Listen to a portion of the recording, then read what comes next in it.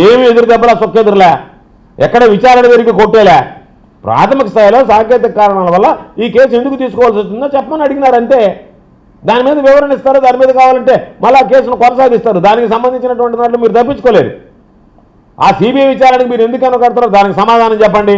9,500 కోట్ల విద్యా దీవెన వసతికి సంబంధించినటువంటి బకాయిలు వెంటనే విడుదల చేయించండి.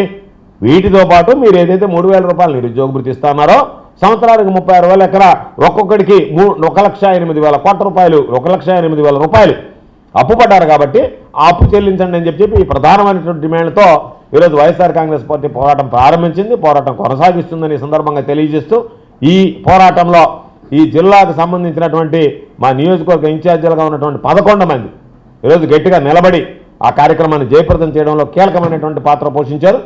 ఎక్కడ పట్టినా సరే ఈరోజు రూరల్కి సంబంధించి విజయాన్ని అక్కడ ఎవరికి ఇబ్బంది లేకుండా టెంట్ వేసి ఆయన పాపం ఇబ్బంది లేకుండా వాహనాలు కూడా అక్కడ పెట్టకుండా చేస్తే దాని మీదకి పోలీసులపై మీరు మైక్ పెట్టడానికి లేదని మైక్ ఆపుతారా?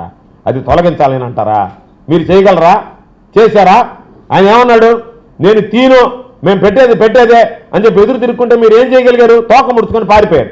ఎందుకు ఆ పరిస్థితులు తెచ్చుకుంటున్నారు? మీరు చెప్పినంత మాత్రాన్ని అరేదైనా టెంట్ ఎత్తగలిగారా? మీరు చెప్పినంత మాత్రాన్ని మైకులు ఏమన్నా ఆగాయా?